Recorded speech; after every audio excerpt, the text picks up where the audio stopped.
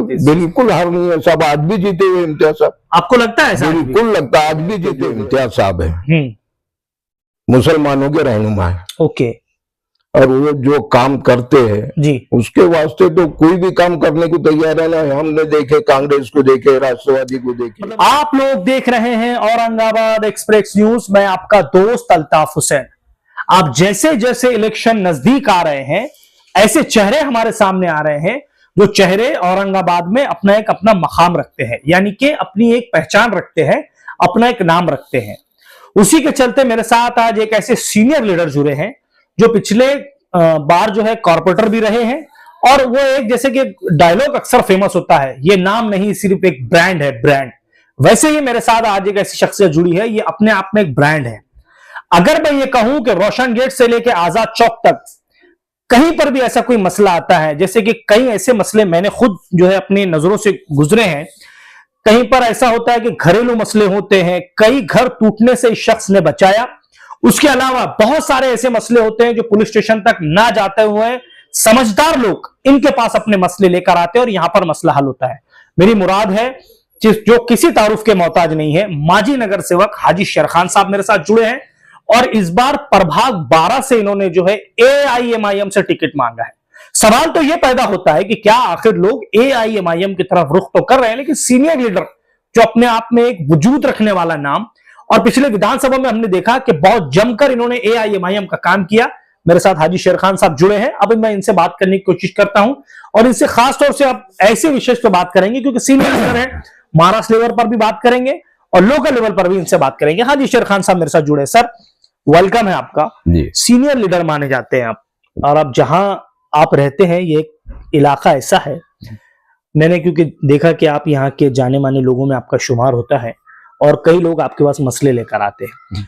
Congress party से आप नगर सेवक रहे, लेकिन एक चीज मुझे बताइए भाई साहब, AIMIM क्यों चुना आपने? AIMIM पार्टी ही क्यों चुन रहे हैं? क्योंकि और भी पार्टियां हैं मैदान में, कांग्रेस है, राष्ट्रवादी है, वंचित है, समाजवादी है, AIMIM क्यों? तो भैया आज का जो दौर चालू है समझो, मैं पहले कांग्रेस से भी चुन के आया था। जी जी जी जी। और चुन के आने के बाद मैंने देखा माहौल को, और 14 से देखते आ रहा, आज जो औरंगाबाद का माहौल है, जो AIM चल रहा है। हाँ, अच्छा ये सब एक बात मुझे बताओ, विधानसभा में बड़ा भिड़कर आपने काम किया AIMIM इम्तियाज जलील साहब के लिए, और बहुत कम वोटों से उनकी हार हुई जी। BJP चुनकर यहाँ पर आई, आपने बहुत जोरों से काम किया। मुझे एक बात बताइए, इतना भिड़कर काम करने की क्या वजह, क्या लगा आपको? काम करने के वास्ते जो इम्तियाज साहब है, मुसलमानों के रहनुमा है। ओके। और वो जो काम करते हैं जी, उसके वास्ते तो कोई भी काम करने को तैयार है ना। हमने देखे, कांग्रेस को देखे, राष्ट्रवादी को देखे, मतलब उनका काम कर भी देखे आपने? उनका काम करके भी देखे। हाँ। तो ऐसा तो हमको लगा ही नहीं कि भाई मतलब आपको ये लगा कि भाई इम्तियाज जलील साहब जो है मुसलमानों की आवाज उठाते ही, आपको ऐसा लगा, इसके लिए आपने भिड़ के काम किया? बिल्कुल भिड़ के काम किया। अगर AIMIM समझो आपकी तरफ रुख करती है, फॉर एग्जांपल अगर वो आपको टिकट देती है जी, आपको क्या लगता है आपके प्रभाग में क्या चीज कमी है? पानी का मसला सबसे बड़ा है साहब, सबसे बड़ा पानी का मसला है। रोड में 12 दिन 15 दिन को पानी आता है, 12-15 दिन में एक बार पानी आता है, इसका आवाज उठाने वाला कोई नहीं जी। तो उसकी वजह से हम इम्तियाज साहब के साथ में रहना इसके वास्ते, क्योंकि अपने को काम लेना है। हाँ, इम्तियाज आज तक भी उन्होंने काम करते आए। भाई साहब, पहले की सियासत में आपकी सियासत में क्या फर्क है? बहुत बड़ा फर्क है साहब। फर्क है, पहले सुनने वाले लोग थे, ओके, अब बोलने वाले लोग हैं जी। तो कहाँ पैदा हुए बोलने वाले? ये सब यही पैदा हुए, यही पैदा हुए, AIMIM से पैदा हुए, ऐसा आपको लग रहा है? अच्छा एक बात बताइए, कांग्रेस पार्टी में आप इतने साल रहे, मतलब मुझे लगता है राजेंद्र राणा साहब के लिए भी आपने काम किया शायद, बहुत। राजेंद्र 25 साल काम करा हूँ।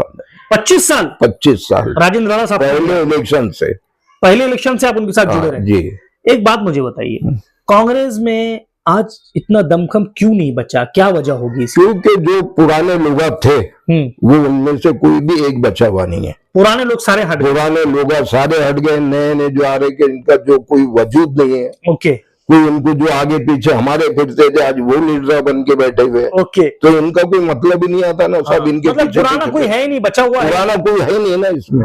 अच्छा भाई साहब, अगर AIMIM आपको टिकट दे देती है, फॉर एग्जाम्पल प्रभाग 12 से अगर आपको टिकट मिल जाता है और अगर आपके सामने कांग्रेस, राष्ट्रवादी, वंचित, आपको मैं बोलूं समाजवादी या जो भी पार्टी अगर आती है, कैसा फेस करेंगे, कैसी लड़ाई लड़ेंगे? ऐसा इंशाल्लाह जो लड़ने की अपनी जो ताकत है वो लड़ेंगे बस। एक अपना नाम भी है आपका यहाँ जो नाम है अल्लाह ने इज्जत दिया, आपका कबीला भी बहुत बड़ा है, खानदान भी बहुत बड़ा है अपना, ऐसा कुछ भी नहीं।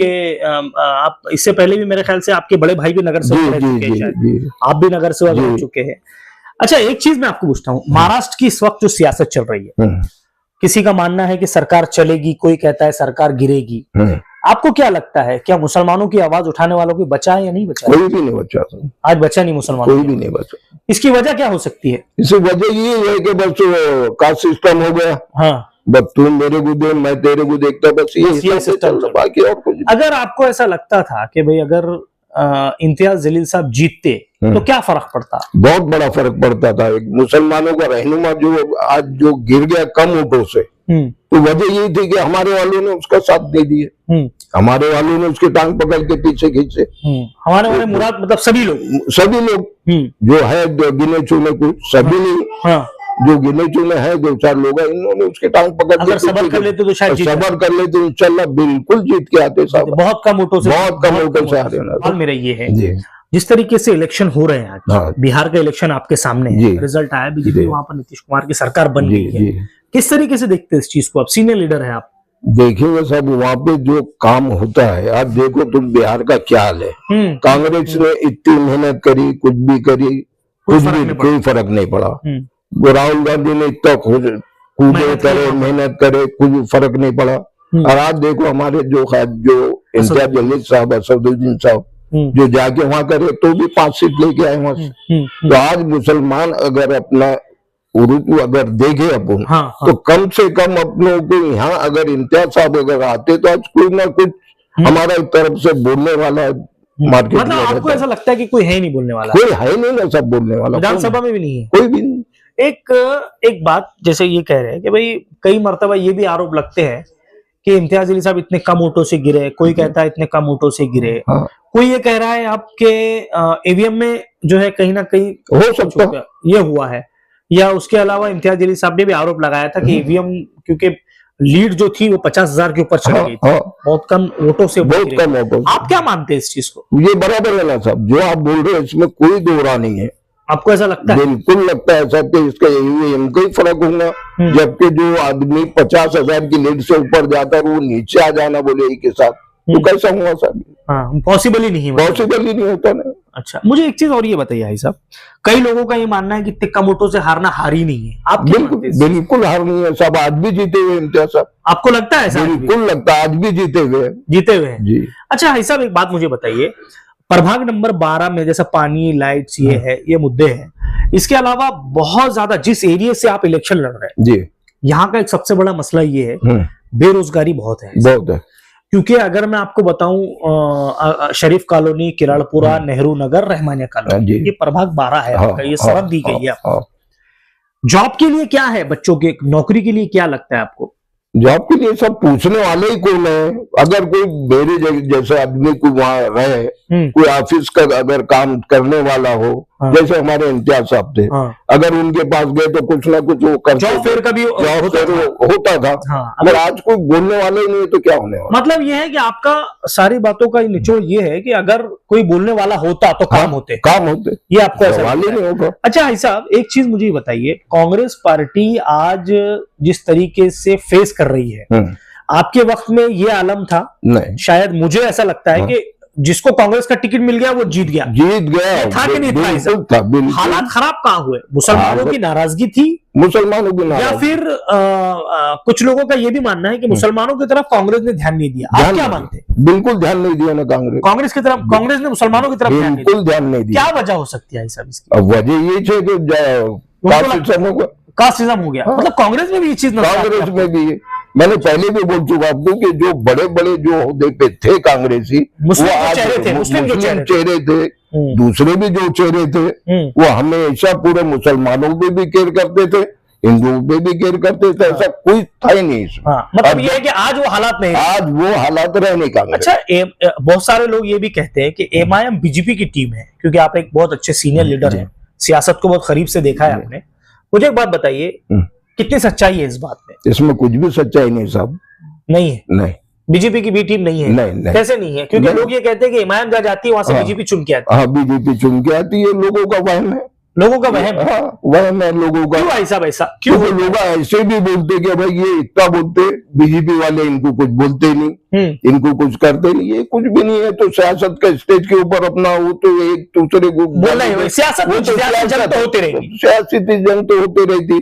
तुम मेरे को बुरा बोलो, मैं तुमको बुरा बोलूंगा, ये तो चलता रहेगा, सियासी जंग तो होती रहेगी, चलते रहेगा। अच्छा, एक चीज मुझे बताइए, अगर उस वक्त वोट नहीं कटते तो आज क्या रिजल्ट होता? आज का रिजल्ट तो वो होता था साहब, कम से कम हमारा बोलने वाला तो एक होता।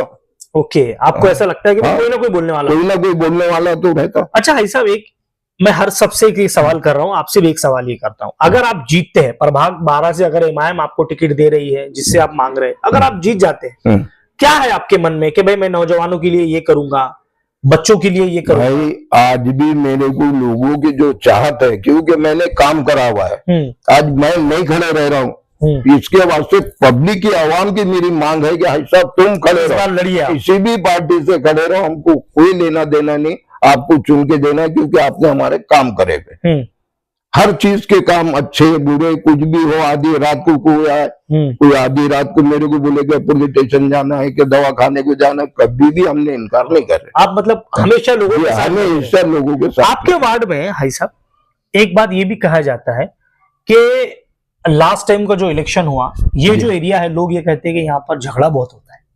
लोगों का ये मानना है, लोगों का ये है, कुछ बच्चों में हो जाती थी चिल्लर, ऐसा कुछ भी नहीं कि झगड़े हो गए, कुछ भी नहीं होते, ऐसा नहीं है। अच्छा, एक चीज और ये बताइए मुझे कि अपने जो एरिया है आपका, ये प्रभाग एरिया, इसमें चेहरे भी बड़े आएंगे ऐसा? हाँ। ऐसा नहीं है कि सिर्फ आप ही लड़ेंगे, नहीं, और भी चेहरे रहेंगे, नामचीन चेहरे रहेंगे। हाँ। कैसा फेस करेंगे ये सब? फिर ये आवाम के ऊपर है सब, अब पब्लिक की चाहत है कि हाजी शेर खान होना, हाजी शेर खान होना। मतलब आप ये चाह रहे हैं कि आपका प्रभाग पूरा चुन के आए इंशाल्लाह, और इमाम आपको टिकट देंगे? बिल्कुल देंगे, बिल्कुल देंगे। ठीक है, थैंक यू सो मच। ये थे हाजी शेर खान साहब। जैसे इनका ये मानना है कि इस बार AIMIM इनको टिकट देगी, और जैसे इनकी सारी बातों का निचोड़ ये रहा कि इस बार अगर कोई ना कोई विधानसभा में अगर यहां से औरंगाबाद से कोई मुस्लिम चेहरा जाता तो कहीं ना कहीं मुसलमानों की आवाज को बुलंद करता। और जैसे मैंने इससे पहले बताया कि हाजी शेर खान साहब ने विधानसभा में बड़े जोरों शोरों से AIMIM का काम किया और उस सीट को 90,000 के ऊपर कहीं ना कहीं यहां से लीड दिलाई। लेकिन अब सवाल यह पैदा होता है कि क्या आने वाले वक्त में क्या AIMIM यहां से अपनी मजबूती दिखाएगी, या फिर हाजी शेर खान जिस तरीके से कह रहे हैं कि इनका पैनल जो है किसी तरह से ये जिताने की कोशिश करेंगे। मैंने जैसे इससे पहले आपको कहा कि ये एक ऐसा नाम है, ये सिर्फ नाम नहीं, ये ब्रांड है, क्योंकि यहां पर मैंने अपने आंखों से खुद देखा है कि ये एक ऐसा चेहरा है जिनके पास में लोग अपनी कहीं ना कहीं मदद की गुहार लगाते हैं। तो ऐसे शख्स के लिए अब यह देखना है कि क्या AIMIM इनकी तरफ रुख करेगी, क्या इनको टिकट मिलेगा, क्या ये उस तरीके से मैदान में अपनी सीट को जिता पाएंगे। देखने के लिए हमारे साथ जुड़ते रहिए। कैमरामैन आदिल खान के साथ मैं अल्ताफ हुसैन, आप लोग देख रहे हैं औरंगाबाद एक्सप्रेस न्यूज।